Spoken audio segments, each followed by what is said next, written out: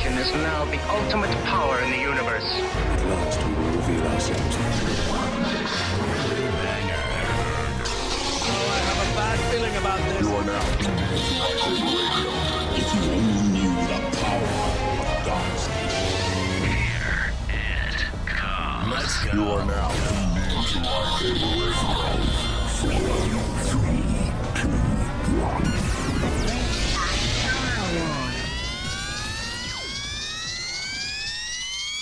Hello there. Good morning, evening, afternoon, dinner time, supper time, wherever you're at. Thank you for joining us again on Lightsaber Radio. I am one of your hosts, Mark. You might know me as Captain from the last episode. I will introduce our round table of Jedi today. From the shores of Arizona, we have Garrison. No shores, but we're still happy to be here. There you go. There you go. From the Midlands, the Heartlands, we have Kyle. What's going on, everybody? From across the pond, the lady that keeps us all in check. Say hey to Charlie. Hi, everybody. I hope you've had a good week. And calling in on the HoloNet from the temple at Yavin 4, we have our pinch hitter, who's going to be with us more often than not because he's just that damn awesome. We have CJ. Hey guys, glad to be here.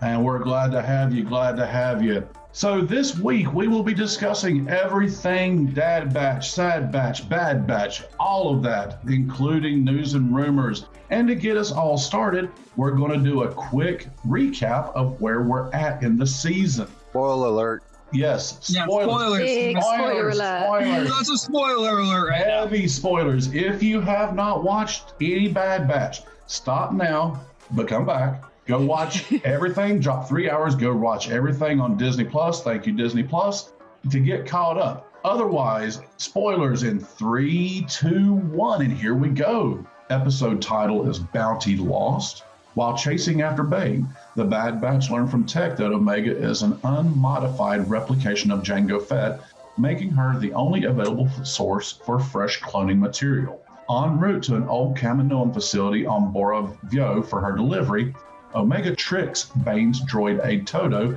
into releasing her and enables the Bad Batch to trace her. Lama Su sends Tan Wei to Bora Vio and orders Nala Se to eliminate Omega after retrieving genetic samples from her. Informed by Nala Se, Fennec Shand arrives on Bora Vio, kills Tan Wei, and duels Bane, which is a kick-ass sequence, allowing Omega and the Bad Batch to escape and be retrieved by her friends. So, lady and gentlemen, this is where we are at in the Bad Batch season. Who wants to kick off? I will, if that's okay. So I'm gonna shoot back to episode 5, which is probably one of my favorite episodes, just because you just see Wrecker fighting a Rancor. Honestly, like the way Tech described it was like an adolescent male or female Rancor. Yeah, it was female, correct, guys? Muchi was a female?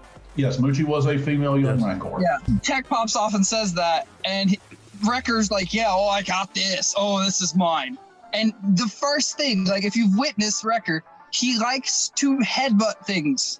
Ran straight up to that Rancor and headbutted it with no hesitation and just went to town. Which makes me wonder, why didn't his chip start to activate then? Because I'm sure Muchi has a damn hard head. Oh yeah. Come on. I mean, you gotta. I don't know. I think just Wrecker's so set in his ways of destroying and just being this ultimate powerhouse that he doesn't know what's going on. He just knows his head hurts. So honestly, maybe like if we go back to episode 7 is when Rex comes in, when they do the chips. I feel like the agitation was more from Tech's inhibitor chip finder and the scanner. I think that's what finally just set it off and was like, it was cooking, but it wasn't done yet. Quick question for everybody, and I'm going to go around the table.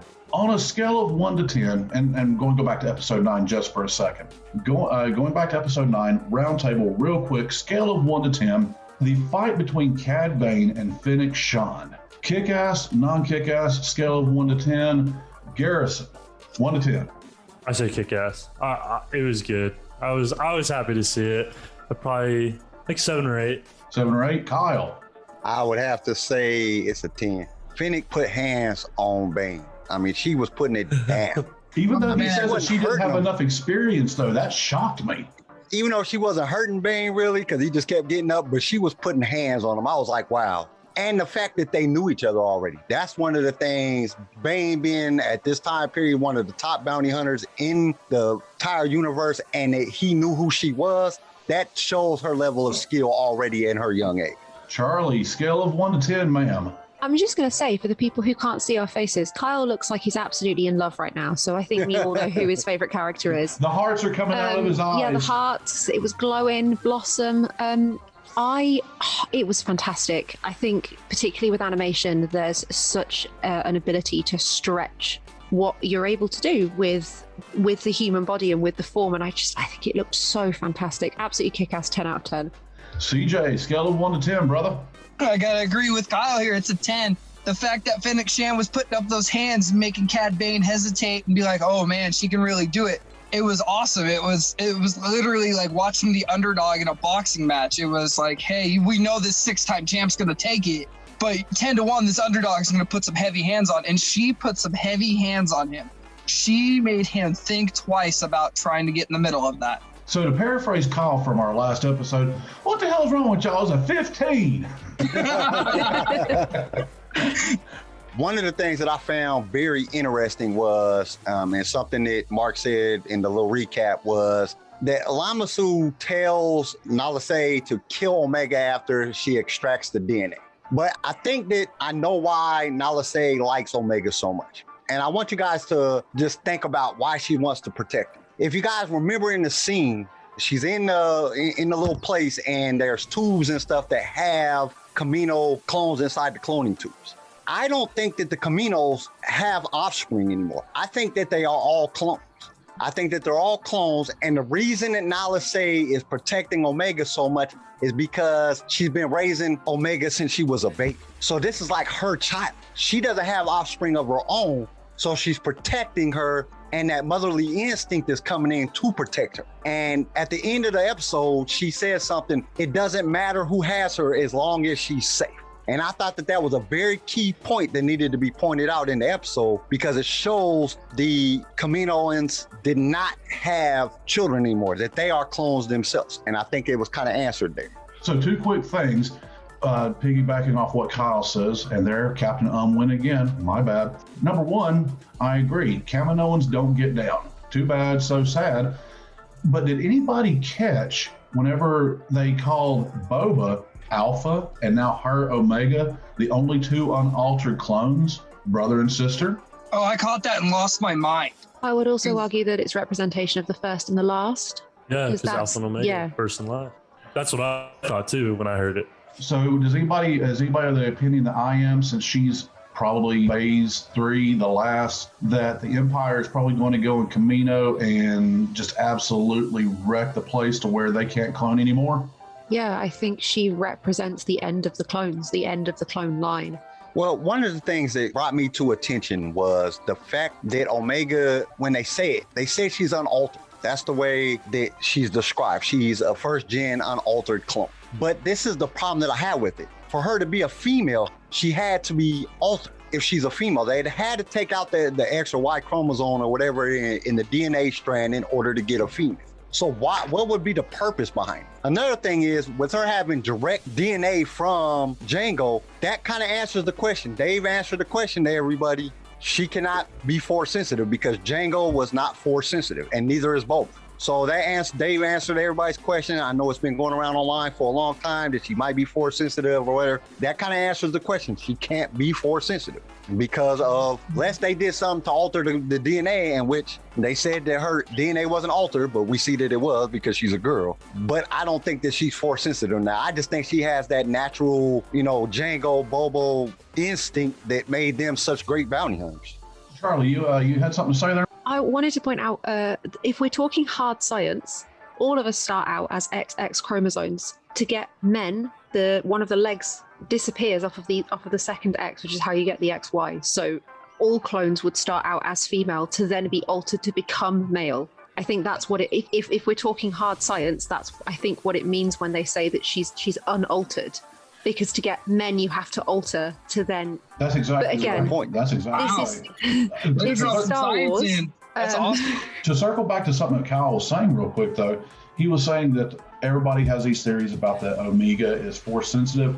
I've been doing some research over the last 24 hours since the episode dropped, and I think that there is a huge galaxy-wide difference between force sensitivity and the ability to actually apply and use the force, because there are several species in the galaxy that are sensitive to what's happening around them. Just because somebody's force sensitive doesn't mean that they're going to be a Luke Skywalker.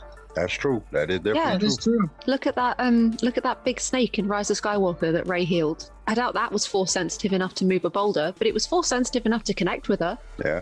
Well, you also got to think everything has metachlorians in it. So for a Jedi, all a Jedi or a Sith does is they manipulate the metachlorians that's inside of something that's already there. The rock has metachlorians in it. The person has metachlorians in it. So all they're using is they're just telling the metachlorians that's inside of that air, rock, whatever, to move or to do whatever. So everything in a sense has some attachment to the force because the entire universe is held together by the force, by the midichlorians.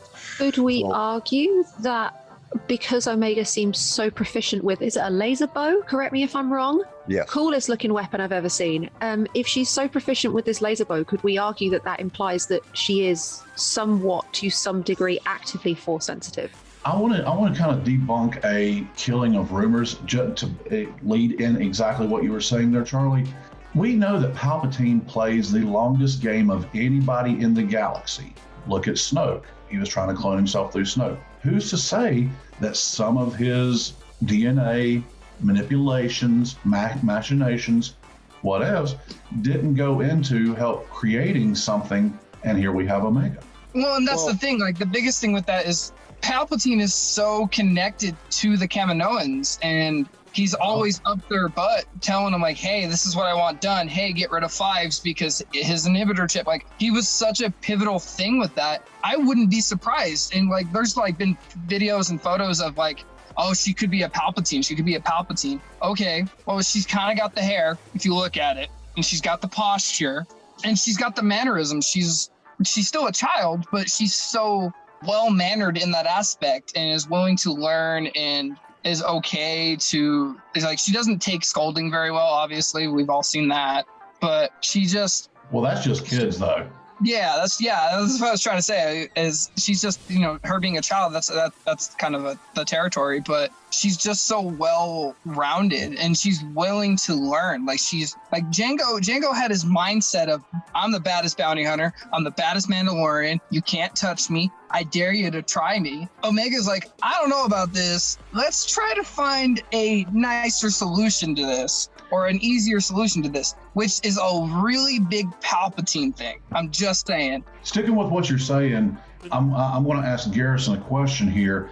Omega's reaction, what was your reaction to Omega whenever she was on the run from Cad Bane and Fennec Shand in the Sky City, whenever she saw the Kaminoan fall out of the old cloning vat? I don't have much reaction. I kind of like to watch to the end and then kind of make all my assumptions. So I'm very slow to reaction when I'm watching these because I like to watch them over and over again before I kind of like have a strong opinion on it. Okay, well, what was your one big takeaway there, or just overall? Well, sorry, real quick, before I lose my train of thought, back to what CJ was saying about, her mannerisms and stuff. I think it's possible that she could, because she's raised by the Kaminoans, she also could have gotten it from them. Because we know, like, even from episode 2, Attack of the Clones, when Obi-Wan meets them, they're super well polite, and it's almost like Obi-Wan's taken aback by it because they're just so polite and so well mannered. So just to play devil's advocate, that's totally fine. That's a very good point, though.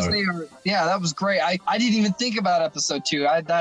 They are so well mannered. Honestly, like, it could be just the brought up, or like I said, she's got a lot of resemblance. Like, a lot of the clones look like Django. She does not. She doesn't have a lot of personal traits that would say that, other than, like, how I'm gonna pop back to what Mark said about this is or not Mark, I don't know if it was Mark or Charlie that pulled this up, but her accuracy being force sensitive. No, I feel like that's Django's DNA with him being such a natural marksman. I feel like that's the Django Fett DNA and her system kicking in, being like, yo, okay, if I'm having a problem doing this, let's try it this way. And then, like, in episode 5, when she shot that police droid, or was it 5 or 6? 6, I think.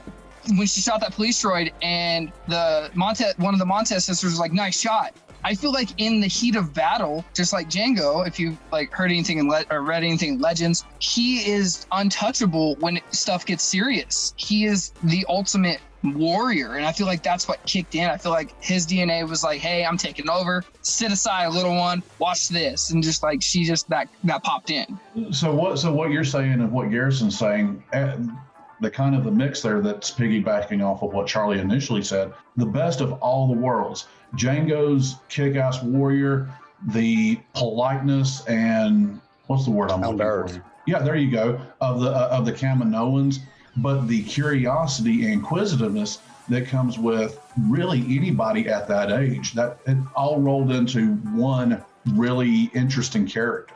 He is extremely endearing. So adorable. Back to what she is. Yeah. And well, back to what Charlie was saying. No, you're good. You're good. Back to what Charlie's saying about Alpha and Omega. You got Alpha. Well, Omega also could signify, yeah, it's the end, but it also could be like, hey, it's 2.0. It's the last one we made, so we've been able to like make improvements. Or I know they didn't alter the DNA, but they could have done something to make her better. You know what I mean? The way they raise her. Exactly. Yeah. So maybe Omega could also reflect on that. Maybe they had intention when the producers and writers named her Omega to kind of reflect that, hey, she is the last, and so she could be the best all around. Right. Kyle, I wanted to get your thoughts on the end whenever Lama Su was sending Cad Bane after Omega once they got her back to get the DNA and then terminate her. What are your thoughts on the whole idea of Kamino trying to produce these super soldier clones? Is that more to stay relevant in the eyes of the Empire, or is it going to be more for protection because the Empire is getting ready to drop the Warhammer? Well, I think there's a lot of different aspects of the discussion here. I don't think that Palpatine knows anything about Omega. And one of the reasons is because it seems like they're trying very hard to keep her away from the Empire. You know, Nala Se is over here. She's let him stay with the Bad Batch because it's not part of the Empire. They're not part of the Empire. It's almost like she created their chips too fast. You're right, though, because Lama Se said once they get her back, put her in like the deepest part of the hidden part of the facility. So I'm buying what you're putting. I'm picking up what you're putting down. So it brings up a point of where is it going. So that's why I don't think Palpatine knows about her. It makes me stir away from the idea that she is a Palpatine or she was created from his DNA. Not to saying that they don't have her DNA, but as we learn from the movies, that Palpatine didn't really, you know what I'm saying, he dealt with the Kaminoan, but he's just like everybody else. It's a hollow projection. You know, he's popping up in a little thing. He's talking to them as Sidious, and they might not know. And at that point, they didn't even know he was Sidious. They thought he was a Jedi because what's his face? They had already killed him. So I think that they went into a point of that they don't want her to be known. For whatever reason, I think that she is their contingency plan. If Tarkin really goes after her and tries to bring out the enlisted stormtroopers, which we know it happens throughout the movies, but I think this was their contingency plan. Let's have a strong strain. We can manipulate. We can make a bunch more clones like Clone 99 and have them come in, and that will protect us and our investments to keep so the Empire will keep our clones, and that way that they can use them and they can still be making money. Because in the whole thing, I think on Kamino, it's all about money. They got to make money. That's how they survive. They got to keep money. They got to keep their cloning facilities open. And the way that they're going to make money from the Empire is by producing better clones, and they need her DNA to do it. No, not only money, but also just staying relevant, staying on the Empire's good side. You know what I mean? As long as they're making the Empire happy, they're better off for when the Empire rules everything. And that's the biggest thing is like the Empire, the second you piss off the Empire, you're done. Like they're going to take it over. Like, hi, bye, you're irrelevant now. Good riddance, you know? And I kind of see where Garrison's coming from with that is like, hey, if we don't stay on their good side, they're just going to wipe us out. They're just going to come in, clean house, and restart. They don't need us. We need them. We need that money. We need that relevancy. We need to know that we have job security. And they're doing everything possible to try to make themselves relevant. And I hope we get an explanation of what happens to the clone troopers. Like that was one of the things I wanted to bring up was like, I hope the relevancy of clone troopers isn't just like, hey, we're going to put them all in a line and do a firing squad and have this new people that are just conscripted soldiers. I want to know if they phase them out or if they... Wouldn't it be cool to have like a 3-season or a 3-episode arc whenever they try to phase them out, execute Order 67 where they all die, but the chips have went bad, and now it's Clone Trooper versus Stormtrooper. That would be a hell of a season finale fight. And like, if you did like 3 seasons, season 3 is literally just a Stormtrooper, Clone Trooper, who's the ultimate trooper kind of deal. But knowing obviously Dave Filoni and all them and his writing, he's not going to do that because we know the Clone Troopers are more superior. We know for a fact that they follow orders, especially right now with this Order 66 thing. Like, they are to the T, hands down, warriors. They're just warriors. And like what we saw when Crosshair shot that one trooper because he didn't want to kill the innocent people. Crosshair is going to get the job done, and he ain't going to stop until it's done. What you got, Charlie? Yeah, what's up? Obviously, we've been doing sort of a lot of postulating and a lot of discussion about what happens next. What I'm really interested in, what I wanted to talk about was so much has happened already. So many sort of big bits of lore have been dropped and lots of like nice little threads have been tied up. What are they going to drop on us next? I think I've seen some episode titles have been released. Am I wrong? Yeah, you're exactly right. The next 5 episode titles, the next one is Common Ground. Episode 11 is Devil's Deal. Episode 12, Rescue on Ryloth. Episode 13, Infested. Episode 14, War Mantle. So you got each one of the titles, and each one of the titles, I think, depicts the next journey of the Bad Batch. I kind of think that it shows where the overall series is going to go. Now, they can be interpreted a lot of different ways. And that's where I'm having the most problems at, because Deal with the Devil or whatever, that could be interpreted a whole bunch of different ways. It could be Boba, because Boba has been mentioned in Star Wars many times as the Devil's bounty hunter.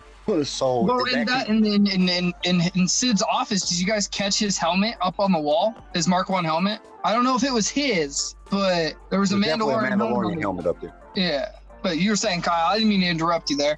I just thought I'd throw that up there because, like, we do have the Alpha and Omega. Are we gonna run into them? Well, that brought up something that kind of caught my mind. I was reading something the other day too about what these things bring up. I think that they have to bring Boba into the series, but Boba's not that much older than she is. You know, during the time period, he's only maybe 16 years old. So how far is he in his bounty hunter skills at this point? I have a very strong feeling, and I have a strong feeling this is where Boba meets Fennec Shan. And that's why he saved her in The Mandalorian, was because he knew who she was. And he knew that she was hired to protect his sister. And I hope they do that. I think it's possible that the Deal with the Devil episode could bring in maybe the Hutts and Boba Fetters in some way, because who else is like a devil that we might know? Palpatine? Yeah. That's true.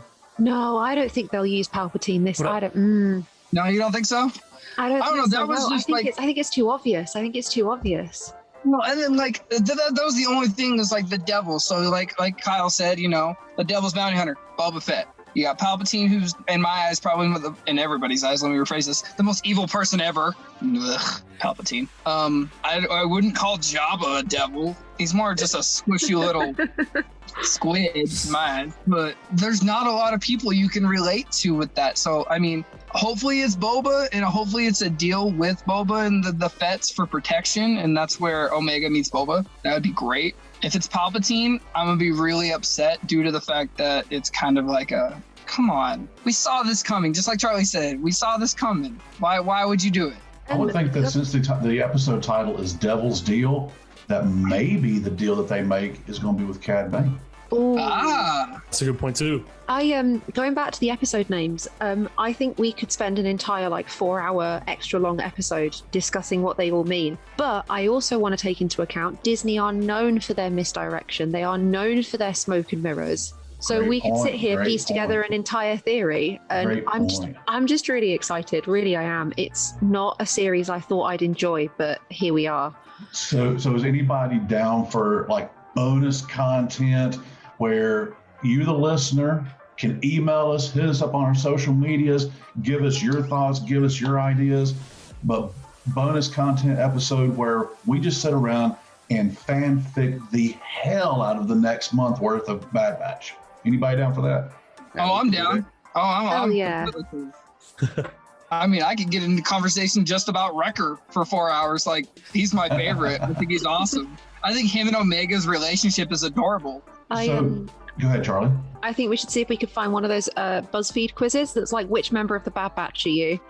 Funny you say that. I've already got one. I have found one. It's on StarWars.com, and the literal title of it is "Which member of the Bad Batch are you?" I'm going to go ahead and post it in our I'm gonna have chat. to take that. I'm going to go ahead and post it in We our will chat. have to include that in next week's episode. I'm really so down mad. for that. Along with our lightsaber colors, we haven't told people about who we are lightsaber wise.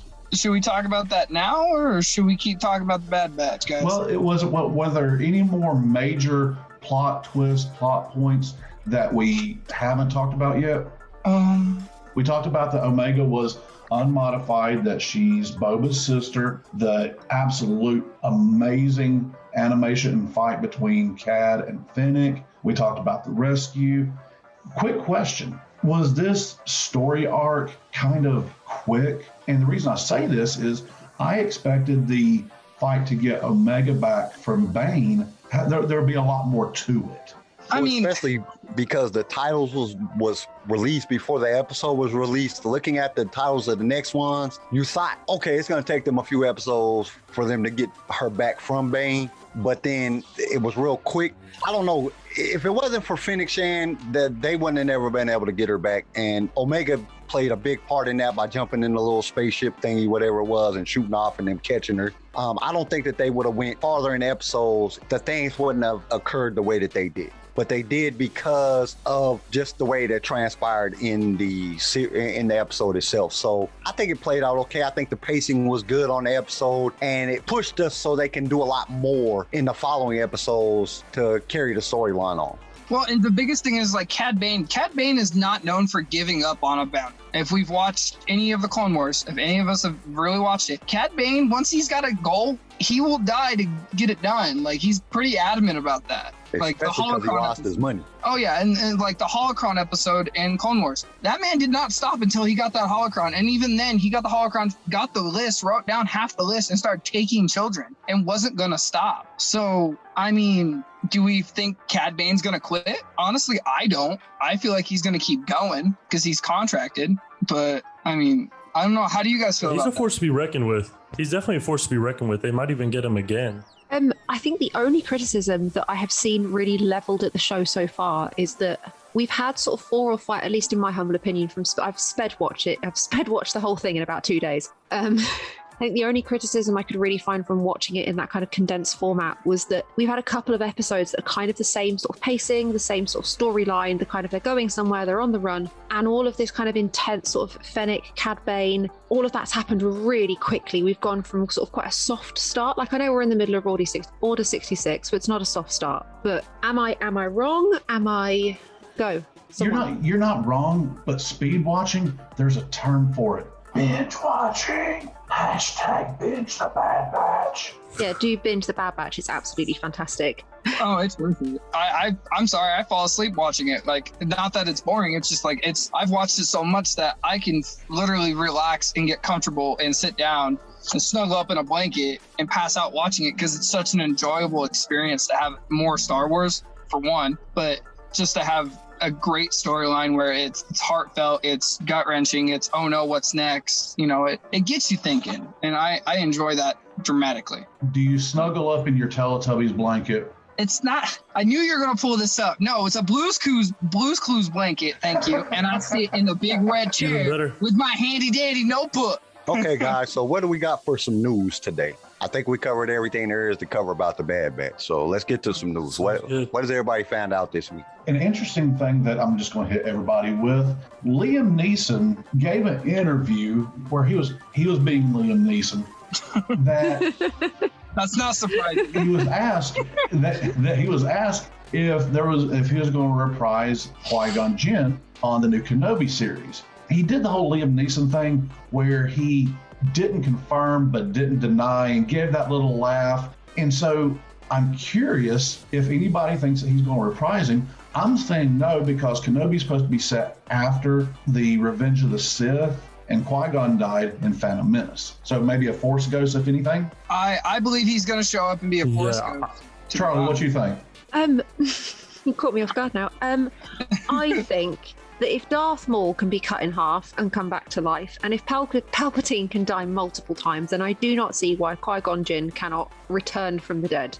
Yes. Garrison, what you got, brother? So I don't think he'll come back to life, unfortunately, just because I think Jedi are not as like Palpatine. He's all about living. All of them are about living. Jedi, they're more about like when we die, it's okay. You know, we should rejoice at their one. But I do think he's going to come back as a Force ghost, especially because they mentioned it so strongly at the end of Episode 3 that, you know, that Qui-Gon has been able to kind of discover this ability at the end of Revenge of the Sith. Yoda and Obi-Wan are talking about it. So I do think he might actually be if not like a visible Force ghost, at least his voice or some way will be there mentoring Obi-Wan. Just because we see like, yeah. And also because Obi-Wan, he seems to change a lot. Like, yeah, he's alone for a long time, but he seems to be a different character from Episode 3 to Episode 4. And I think that's because he's had a lot of time meditating. He's had a lot of time communicating with Qui-Gon's Force ghost. I see that connection. I really hope that's what it is. And I see it's a total possibility. Going back to the actual interview, when they asked him if he was staying, he said, now this is what he was quoted saying. He said, I haven't been approached by Lucasfilms or Disney to reprise the role, which doesn't mean that he hasn't. Of course, they got to say that. But they asked him in that same interview if he could tell Obi-Wan one thing, what would he tell him? He said, keep on trucking and maybe the Force be with you all. Like, really? That would be your advice? Keep on trucking? And just imagine it in Liam Neeson's voice, him saying that, keep on trucking. Oh man, I can hear him now. I just laugh and be like, yes, sir, all day. I'll do it just for you, Qui-Gon, just for you. Wasn't Qui-Gon Jinn's voice used at the end of Rise of Skywalker when Rey's doing the I am all of the Jedi, be with me? Wasn't Qui-Gon's voice in that, if I'm not mistaken? Yes. A couple different times, yeah. I'm aware. It was also in Episode 2. I'm aware that it was sort of composite kind of clips to make up her name, but if they're willing to use it so openly in Rise of Skywalker, I don't see why they wouldn't push for it in at least Kenobi. I think Garrison's right. A Force ghost would be a million chef kisses. Okay, so we talked about our wonderful friend Liam. We beat the Bad Batch so far this week. Who else has some news or rumors? I know you're good. Or go ahead, CJ. Celebration 2022 in Anaheim, California. We have not had a celebration. We have not had a Star Wars celebration since 2018 going into 2019. This, from what I hear, from what people are talking about, from everything that I've read, is supposed to be one of the biggest welcome back to Celebration that they've had since George Lucas owned Lucasfilm and was a part of Star Wars so adamant. Personally, I'm going. That's going to be my birthday gift to myself, is to go to Celebration. And obviously I'm going to represent Lightsaber Radio. I'm going to come out there. Nice. Oh, yeah. Go ahead. I want to go out and represent and throw the podcast out there and just enjoy the amounts of Star Wars that I'm going to witness. Like, it's going to be, I'm taking obviously my nieces and my nephews and my little brother and, you know, his wife and everything. We planned on going to Disneyland for my 25th, and during celebration's a month before. So we kind of were like, all right, if we do this way, we can go to Celebration and then go to Disneyland and go to Galaxy's Edge. I want to go to Celebration due to the fact that they're supposed to be dropping the next 5 years of Star Wars. They're literally going to throw out like, hey, this is what this is what we're doing. It's literally going to be like Investors Day, but for the fans. Like, yeah, we watched the Investors Day, but it's not Celebration. You're not with 40, 50, 60,000 fans and they're all dressed up in their favorite characters getting so happy. You know, I hear you, dude. I hope you enjoy it. Kyle, I know you always got some news and rumors. What you got, dude? Well, I want to kind of go off the Celebration part and then go into a little something else. But I also got some information they will be dropping the next trilogy or the next 3 movies at Celebrations, which is going to be awesome. Nice. And then I wanted to talk about Rogue Squadron. I got some intel that they're going to be using some brand new technology in the shooting of this movie. Some totally brand new Lucasfilm ILM technology that never has been used before in the creation of Star Wars, ever. So I think that that's pretty awesome. I think that it's going to broaden the viewpoint of Star Wars fans. Now, one of the things that I was told is that this is going to be something that has to be seen in the movies. So when the movie comes out, everybody go watch it. Who better to showcase new technology than Star Wars? Right? Yes. Who better to utilize it? I think that's perfect. George has been doing it since '77. Shout out ILM and Pixar. then they're not gonna stop. They're a powerhouse, and I enjoy that powerhouse, especially when it comes to Star Wars. Heck yeah. Well, next thing I kind of want to talk about. So the Acolyte, we all know the Acolyte's coming out. I'm super excited for it. I don't know if you guys are. Yeah, hell yeah. Getting a dark side spin, getting to follow a dark side character is going to be awesome. Now, the part I'm a little bit worried about, and I want to know what you guys think about it, is that one of the writers has actually never seen Star Wars. Okay. What? Supposedly did it so that, they could get a different perspective, so a fresh new take. And I get that. But do you really want a vegan cooking your steak if they've never tasted meat before? Oh no. Yes! What do you guys think about this? Awesome! No. As I can guess, the only vegan in the room, I disagree. I disapprove. No, I don't. How do you cook your steak then, huh?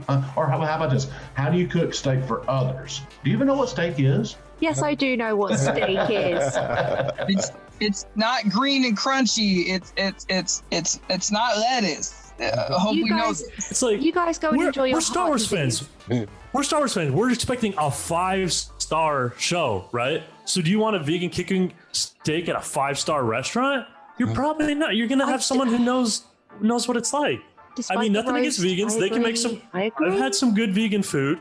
Okay, Oreos I are have vegan, too. and that's the greatest vegan invention of all time.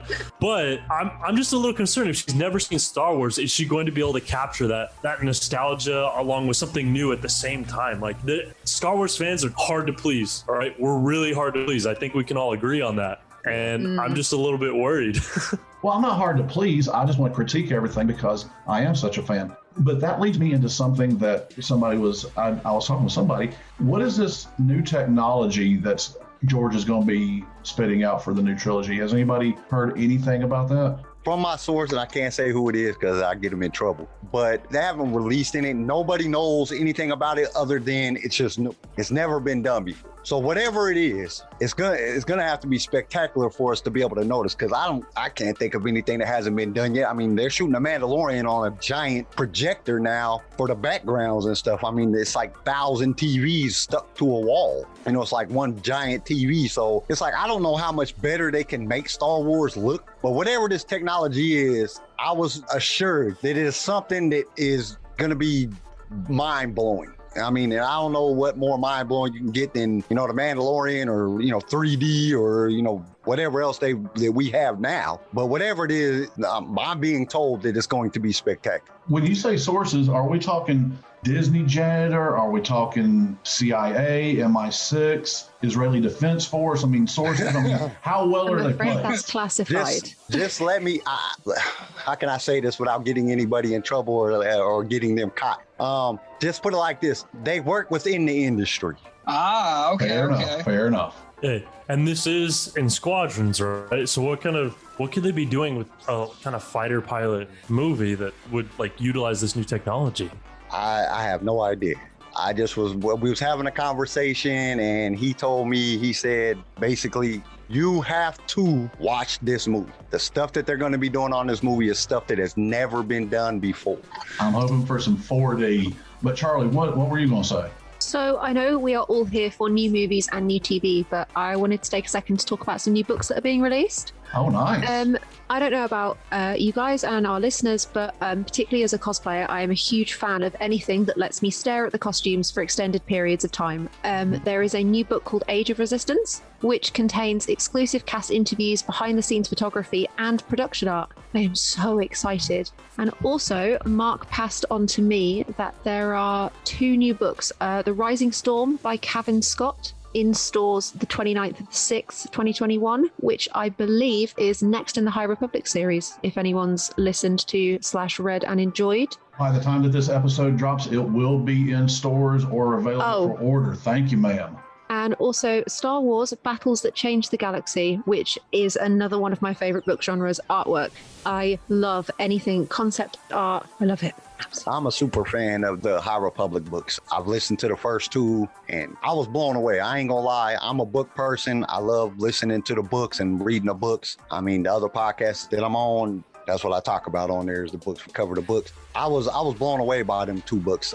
Just the overall Jedi experience because it has Jedi in it. I'm not gonna go too much into it, but yeah, I love the High Republic books. So I know there's a lot of fans out there that love the High Republic books. I wanted to ask Kyle because he's read so many of the books. I was talking to a buddy this week and he hasn't read any of them. And he was wondering if he should. And I've only read a bit of the first one. But he really loves like the Bane books and stuff, which I love them too. You know, I think they're all awesome books. How does the just for him, because he's going to be listening, how's the High Republic compared to those? Compared to like Bane or Revan? Oh, yeah. I mean, they're good. They're not that good.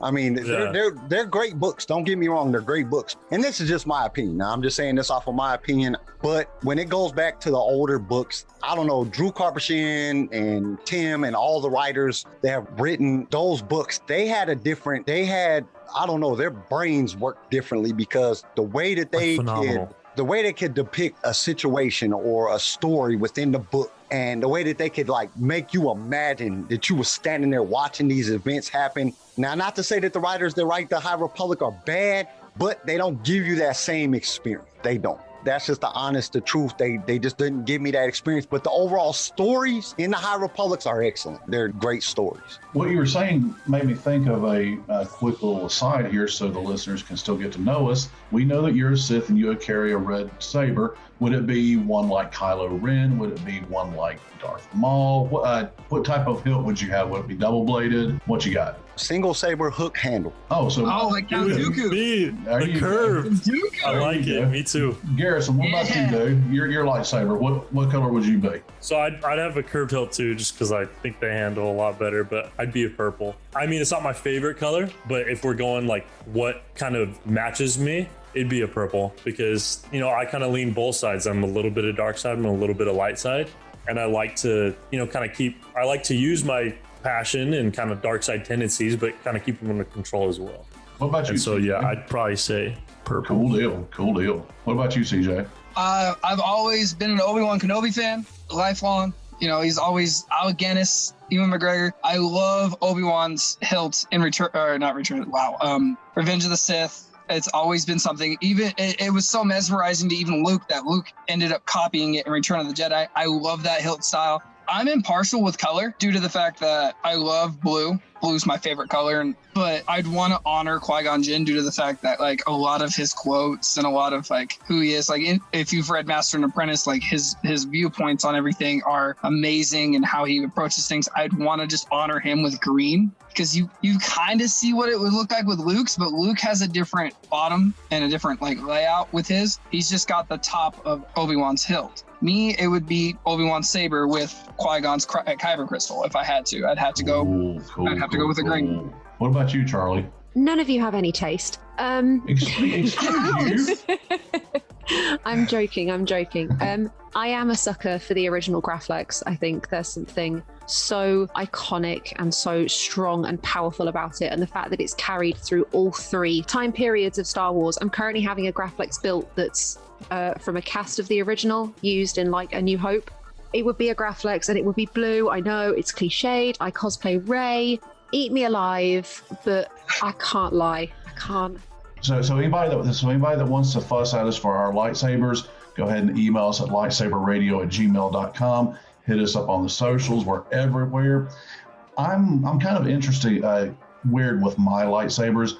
I would do the Ahsoka. I would have a long saber and it would be white, but my short saber would be the dark saber. Ooh. I want the best of both worlds. Right there. Or actually, you know what? No, I think I would want the dark saber being the long one, and then the white blade be the short, and how she carries it. Very, very cool. So let's see here. News, rumors, books. Anything going on in gaming or cosplaying? Our time to shine, baby. Oh yeah, let's get it, Garrison. So okay, so you go first. Okay, we all know that Jedi Fallen Order was probably one of the most anticipated Star Wars games that came out when it came out. Best. One of the best storylines. It was beautiful. It was well made. I can play it 5-6 times in a row and still never be bored of the game. A month or so ago, give or take, they dropped that they are doing a second installment of Fallen Order, where we're gonna keep following Cal Kestis, see what he does. Yeah, we're gonna see what he's going through, what he's doing, him and the whole batch that he's rolling with. Obviously, it was such a driven game that people want it more and more. And I know for a fact that EA was probably getting flooded with messages and emails like, are you going to do another one? You can't leave us on a cliffhanger. Don't be like this kind of deal. Like, and I'm excited. Like, I'm overly excited. I'm over the moon about this because I pre-ordered Jedi Fallen Order and it came in a box. I got a hat, a shirt, and Cal Kestis' lightsaber, which was his master's lightsaber that was broken in the beginning of the game. That's how excited I was about this game because the last time we got a game like that, it was The Force Unleashed, and that was it. So now that we have something more like that, but it's more, hey, this is an actual Jedi that lived through Order 66, that is honoring his master. Spoilers if nobody's played the game yet, fought Darth Vader and the Inquisitors. I hope we keep going. I hope it keeps going. I hope we get to see more. I hope we get to do more. And I hope they end it on the right note. Because obviously we know that Cal isn't in the prequels. We don't hear about Cal in the prequels. We don't hear much about him in Clone Wars, any of that. So I hope they shed some light on where Cal is going and what he does going forward. Garrison, I know you got something to say. I know you're excited about this. For sure. Well, I'm super excited about this. So I love Fallen Order. The only critique that I could possibly have with Fallen Order was that I prefer the more open world. I like more open world. And so recent news, I mean, somewhat recent, is that Ubisoft has announced that they're actually making a Star Wars game. And for those of you that don't know, Ubisoft is responsible for titles like Assassin's Creed, Far Cry. The specific branch of Ubisoft is the one that has done Far Cry and Division. So they're making an open world Star Wars game, and they want to try to make it open world where you can kind of explore on your own, but it's also going to be story driven. So I'm super excited for this. And I don't know where they're going for it. There's not much information. I'm hoping for something where you can kind of create your character and but yeah, so they're hoping to do something that's extremely story driven and open world. And I make these games seem so fun. I'm gonna have to start playing some video games. Give me Skyrim, but make it Star Wars. Ooh, there you go.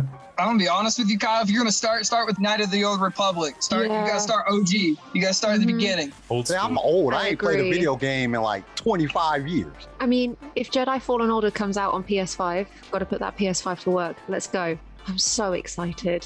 Yeah, I cannot wait for those two games. Like, I don't play video games every single day. I'm not the biggest gamer. When it came to Fallen Order, when that came out, that was a game that I played a lot, and I'm not the biggest gamer, and that game really caught me. So the next Fallen Order, and then hopefully this new Ubisoft release, they're going to be so fun. I cannot wait. The best lightsaber combat in game. So good. Like, hands down. It was so good. Well, and the way that they handled the mechanics and the Force. Oh, I know. Oh, and they brought in Ray Park to do a lot of the training for those lightsaber battles. If you guys know who Ray Park is, he's the original Darth Maul. Yes. And he's been very well known to be coming, like in season 7 when he was fighting Ahsoka. That was actually motion capture, where Ahsoka and him are fighting and doing all that stuff. They brought him in to do that, I believe.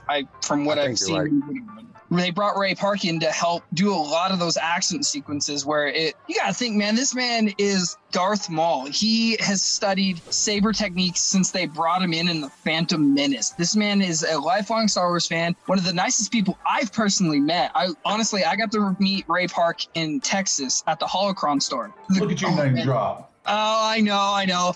But he's an amazing human being. He's so polite, so down to earth, great conversation. The fact that Lucasfilm and Disney and Star Wars are not like, we're going to get rid of you. We'll bring in somebody younger and fresher. No, Ray Park still got it. The man can wield a lightsaber, and it doesn't matter if it's double-ended or single. The man is just amazing. Man crush. A little bit. I'm more of a Sam Witwer fan. I'm just going to say it now. He voiced Maul. I think Sam Witwer is awesome. No, CJ is the one with love hearts in his eyes now. Oh, Indeed. Is there anything that is bugging people's brains? Anything that's upcoming?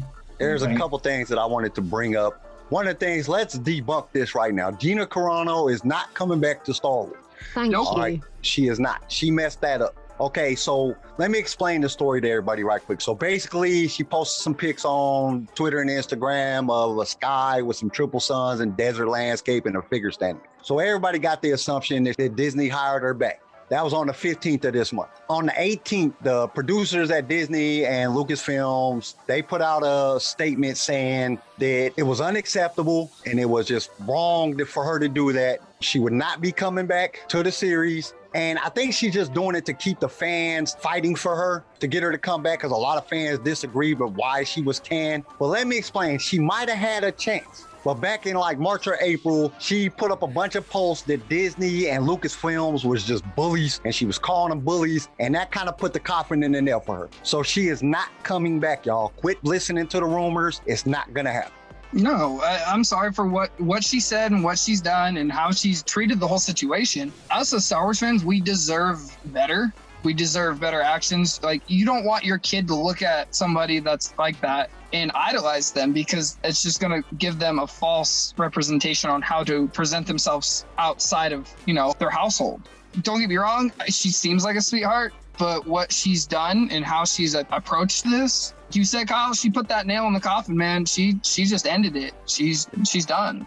Well, you also have to see the feelings mutual with interviews that she's done recently. She doesn't want to go back to Star Wars. She doesn't like Disney. She's not a fan of what she calls like the liberal media. She's actually signed a deal with a right-wing kind of media outlet called Daily Wire, and they're supposed to be making movies with her.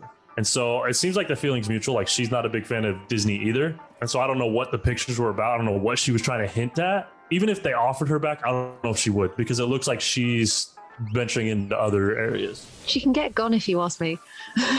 Honestly, I think CJ's right. As Star Wars fans, we deserve someone who's not, horrible. I'm sorry. Sorry, listeners. I really don't like Gina Carano at all. Tell us how you really feel. Don't hold back. No. Yeah, don't hold back. I want to hear this. I like a good, strong point of view from a female that is so well into the cosplay world and is such an influence on small children. I really want to hear your opinion on that. Right, so I don't necessarily have a problem with the character. What I have a problem with is Gina Carano's behavior.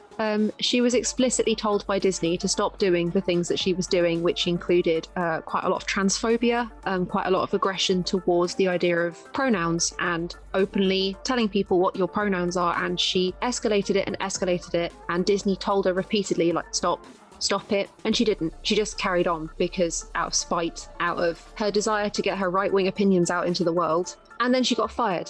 And then she got bitter. She got really bitter really quickly. And now she's, like Garrison said, she's joined this right-wing media outlet. Good. Go ahead. No one's going to watch your content anymore. And you weren't that good in the first place. I'm done. I wouldn't put her down as an overall actor. She did okay. For somebody that this has been probably her first major role in anything, she didn't do bad. My problem is, and it's something that CJ stated earlier, was I don't mind you having an opinion.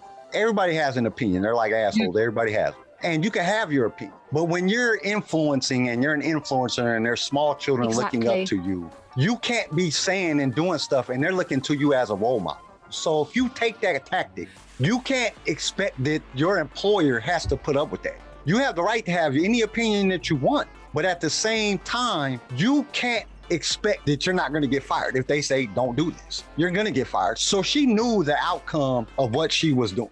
And she chose to keep on doing it, and she is where she is. Because I got 2 daughters, and I would hate for my daughters to look at her as a role model. You know what I'm saying? That she wants to be like that. But keep it to yourself. Everybody has opinion. Some people, love the original trilogy. Some people hate the original trilogy. Some people love the sequel trilogy. Some people hate the sequel trilogy. That's your opinion. And we can express our opinion because we're all friends here. But you get online and you start saying stuff and you might get blasted by 1,000 people or 1 million people, or your boss might be a sequel trilogy fan and you over here talking stuff about sequel trilogy on Facebook. They see your Facebook post and they fire you because of it. That's on you. You're the one that chose to open your mouth. And that's where she's at. She chose to open her mouth. She chose to say some nasty things on several different topics, and she got fired for it. So that's her fault. Like, you have the right to your own opinion. I will never tell somebody that they can't say what they feel. Like, I love hearing people out. I like seeing both sides and views and everything.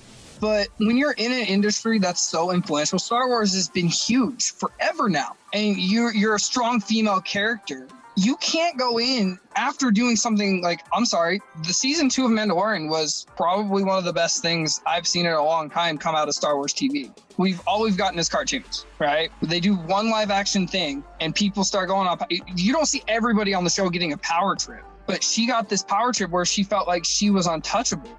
You're not the front runner of the show. You're not going to be a front runner of any show because you literally screwed the pooch. You messed up. And yeah, you're going to reap what you sow, and it's going to suck. You should have kept your political views to yourself or to your friends. You shouldn't have targeted people that literally had nothing to do with you. Like, yeah, if you don't like somebody for something that they do, cool. You don't have to like them, but you don't need to be disrespectful towards them on a huge social media platform. There's no need for that. There's no way in God's green earth that is okay in any way, shape, or form. Like, you don't get to target people because that's how you feel. Like, on your own time, cool. With your friends and family, if they agree with you, cool. But like Kyle said, you have daughters. I have 6 nieces ranging from the age of 13 to 3. I don't want them looking at her and be like, that's the woman I want to be like. No, honey, you're cute, but no, don't do it. You need to be yourself. Be who you want to be. I will never tell people not to be who they want to be, but don't go after people that are innocent because you feel like, they're not right, to say the least. Yeah, you're not wrong there, CJ. Charlie, what's your thoughts here from a lady's perspective? I think it's really, really important to remember. Kyle, you're absolutely right. Everyone is entitled to opinions, and opinions are like assholes. Everyone's got them. You don't need to show everybody. But the thing is, with the size of her platform and her popularity, those opinions become really harmful to a lot of marginalized communities. I'd like to remind people and our listeners, she compared being fired by Disney and Lucasfilm to the experience of Jewish people during the Holocaust. And I think that's a really harmful opinion to have. I thought she compared being part of the right wing to that. I didn't follow her. I didn't know exactly. I thought from what she said. The Twitter post that she posted said the Republican was like being a Jew during Holocaust. Yeah, that's how she compared the two of them. I misquoted. No, she drew the similarity because before the Holocaust, there's a massive social thing against Jews. And so she wasn't it wasn't necessarily Holocaust. It was a little bit before, just to play devil's advocate, I guess. And she was just saying how a lot of right wing. I was like, do you want to be the devil's advocate in this conversation? I will stab you. Go ahead. I have 4 lightsabers and 5 axes. Let's go. So how about this? Well, go ahead and stab me. That would make you the best. So how about this? Everybody is entitled to their opinions, but the lesson here, kids, is if you have an opinion that's going to be unpopular or that's going to make your mama cry or is going to make somebody else cry, write it down, put it in your little hate journal, and keep on moving on. Don't inflame the world with your hate. Yes, Queen, preach. Yes. Well, there's enough hate in this world. We don't need more of it. We need beautiful happiness and that's what Star Wars is. Exactly. That's what I was about to say. You're in Star Wars and it's about love and family and happiness and bringing peace to the world, but you want to bring such destruction in for no reason other than you got fired? Get over it. People get fired every day. And actually, she got fired for the statement. She didn't get fired after the statement. I meant after she got fired for her opinions. And like Charlie said earlier, there was a lot more that went to it. She had been warned several times to watch her post. Right. She's made some stuff about the LBGQ and the rest of the alphabet. She did a whole lot, and they kept warning her, and this was the straw that broke the camel's back. So she knew the consequences. They had already gave her the consequences of her actions. And she decided that her opinion was more important than her job, and she lost. It's only just a few letters in the alphabet. I was more talking about the after the fact, when she got even more salty about the situation and kept trying to troll the fans. You have fans that want you back, but you're gonna troll them and get their hopes up and just make them even more mad at Lucasfilm and Disney because they don't seem to understand that that's not okay. That's not all right. You don't get to just troll people because you're in the mood to troll people. Get over yourself. Get off your high horse. You're not the star. You're not the star. So listeners, just know that LSR, we are LGBTQIA plus friendly. Yes. I don't know the whole thing. So I am absolutely delighted to be referred to as the other letters of the alphabet. I'm keeping that one. I'm I wasn't trying to offend nobody. I just don't know what it is. I don't know what it is. Personally, I don't know what Kyle is just an equal opportunity destroyer of the alphabet. I kill everybody. So all letters, all of them. You got Darth Kyle over there. So we're running probably a little bit long, but does anybody have any other major topics? Anybody else a Hasbro fan? All right, Kyle, go for it, brother. Yeah, you go for it. Actually, CJ, go first right quick because I want to hear about the Hasbro stuff. That's one thing I am in. Anybody into Hasbro toys? Yes. Specifically Star Wars ones? Hasbro decided to drop I bet you are, Charlie, because so am I. I'm a huge Hasbro fan. So Hasbro is dropping a new Black Series of Power of the Force, huge when it first came out, and they're going to revise it and bring it back in. They're going to drop Han, Luke, Greedo, and 3 more troopers. 212, Captain Rex from the Bad Batch when he has that cool little poncho on where he looks like he's just going to sneak off into the next thing. And then Crosshair, the Imperial. We got Crosshair's regular Bad Batch uniform, but now they're dropping Crosshair's Imperial outfit. But Hasbro is dropping 25 more toys in the next 3 months for their Black Series and etc. They're dropping everything. R.I.P. my bank account. My bank account hurts right now anyway because I bought the first line, and my bank account's going to hurt more. So basically, you're saying after this line drops, all of us here at LSR are going to be broke jokers. Yes. Yep. Okay. Yes. I'm just going to say it. Me personally, I'm excited. I hope they kind of get more, what's the word? Experimental. I wouldn't mind if they got a little bit more experimental with like special creatures that we see in like Jabba's palace and stuff like that. Like I wouldn't mind having those kind of toys because like we always had like Luke and Leia and Han and Obi-Wan and Anakin and all that, but we didn't get the creatures in the background. We didn't get the stuff in the background. I kind of wouldn't mind that. Or like I see that Charlie here, if listeners, you don't get to see the video, Charlie here is wearing a Kylo Ren shirt, I believe. I wouldn't mind having a line of Knights of Ren toys come out. We hear about them, we see them, but we don't have the toys yet. Like, I hope Hasbro jumps on top of it and starts dominating the Star Wars toys line again. I mean, they're doing pretty good so far, but I hope they keep going. I'm going to say one thing to this. The reason I like to see what toys drop is because they are precursors to characters we are likely to see in whatever live action or animated series that is coming out. Kyle, you said you had something, dude? There was an interview that was done with Ming-Na Wu, or however you say her name. How you say it? Ming-Na Wen. Ming-Na Wen, whatever. Ming-Na Wen. How you say it? Okay, how about this? There was an interview done with Fennec Shand. How about that? Yeah, there was an interview done, and she said during the time that they had her filming the Book of Boba Fett, and she didn't even know. That's how good Disney is at keeping a secret. Misdirection, what? Gee, smoke and mirrors. They filmed several episodes of the Book of Boba Fett, and she didn't know that they were filming that. She thought that they were filming season 3 of The Mandalorian the whole time. That's insane. Wow. I'm not surprised. I'm not going to lie to you about that. I'm not surprised due to the fact that Lucasfilm has been very secretive. Mark Hamill talked about he was the only guy that knew that Darth Vader was his dad. And then when they went and watched it in theaters, like Carrie Fisher and Harrison Ford were like, whoa, how long have you known that? Like, Disney's been really good about keeping George Lucas's kind of secretive aspect of things on that. I'm excited for the Book of Boba Fett, not gonna lie. Like I said, once again, I'm a big Boba Fett fan, huge Mandalorian fan. I want to see more Fennec Shand. Like we saw her in Bad Batch. I love that she's in Bad Batch. And I love that we're going to get more of her in Book of Boba Fett. Did you guys hear that they're going to kind of flashbacks of like the in-between from Return of the Jedi to where Boba is now and how he got where he was? Yeah. Anybody else hear about that? Yeah. Hold on with that for 1 second. Garrison, what did you have on that topic, dude?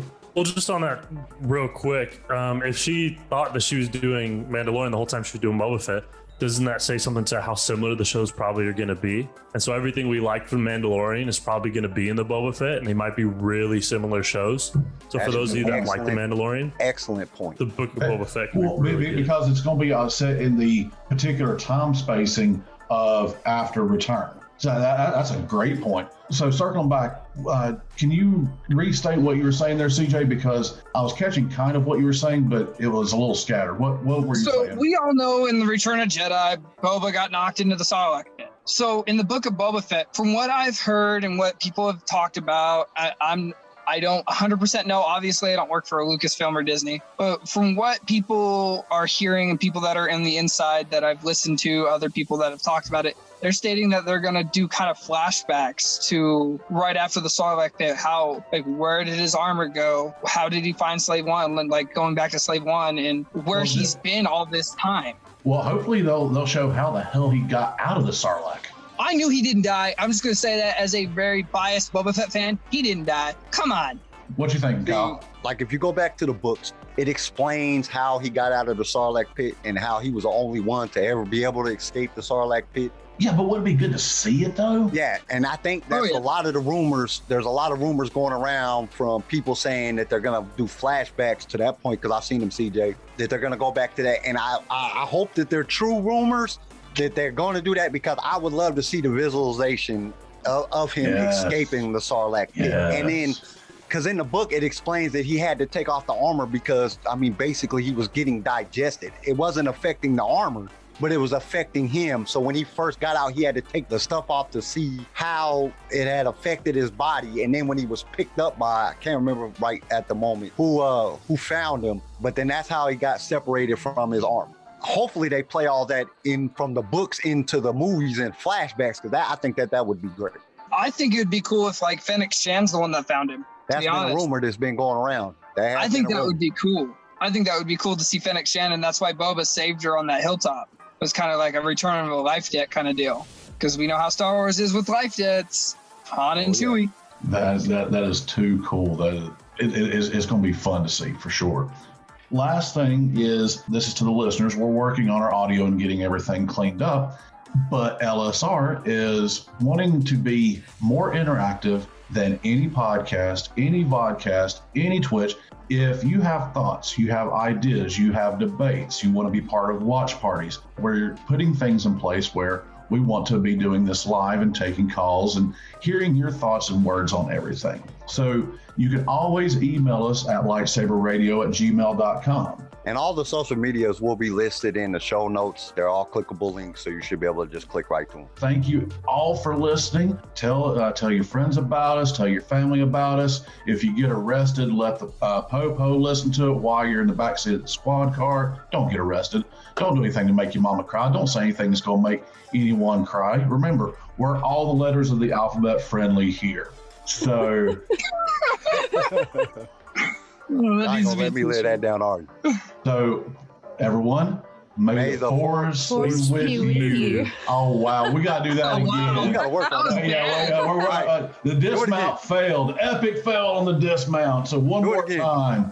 May the force be with you. Oh, wow. Oh, my God. Hey, Okay. It's Zoom. Just blame it on Zoom. We'll blame it on the inner Googles. Well, how about this? Catch us next week. Interact with us, because we got more great content coming for you. Thank you all for listening this week. May the force be with you always.